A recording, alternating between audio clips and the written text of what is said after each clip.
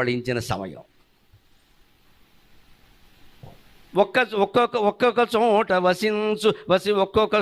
ఒక్క చోట పబళించు హరి ఒక్క ఎడన్ వసించు రాక్షస ప్రకరములు. ఈ గుళ్ళో కూర్చొని విష్ణు సహస్రం చాలా శ్రద్ధగా సహస్రార్చి సప్తజిహ్వసప్త యథా సప్తవాహనక అమూర్తిరనఘో అచింత్యో భయకృత్ భయనాశనక అనుర్బృహత్కృశ స్థూలో గుణభృన్ నిర్గుణో మఖాన్ అధృతస్వధృతస్వాస్యక ప్రాగ్వంశో వంశవర్ధనక అన్నవాడే ఇంటికెళ్ళి వైభూజాయి అపార్ట్మెంట్లో పై అంతస్తులో కూర్చున్నాక ఫోన్ కెలికాక ఎవడో సైబర్ మెసేజ్ పంపించి నీకు ఇందులో పెట్టుబడి పెడితే 2 కోట్లు వస్తాయనగానే పెట్టేశాడు. వీడిని ఏమనాలే?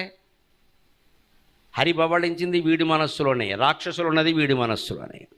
డబ్బు అనే రాక్షసుడు, కామం అనే రాక్షసుడు, రాజకీయం అనే రాక్షసుడు, ఆధిపత్యం అనే రాక్షసుడు, అజ్ఞానం అనే రాక్షసుడు అందరూ మన హృదయంలోనే ఉన్నారండి. వాళ్ళు బయటకు వస్తున్నారు.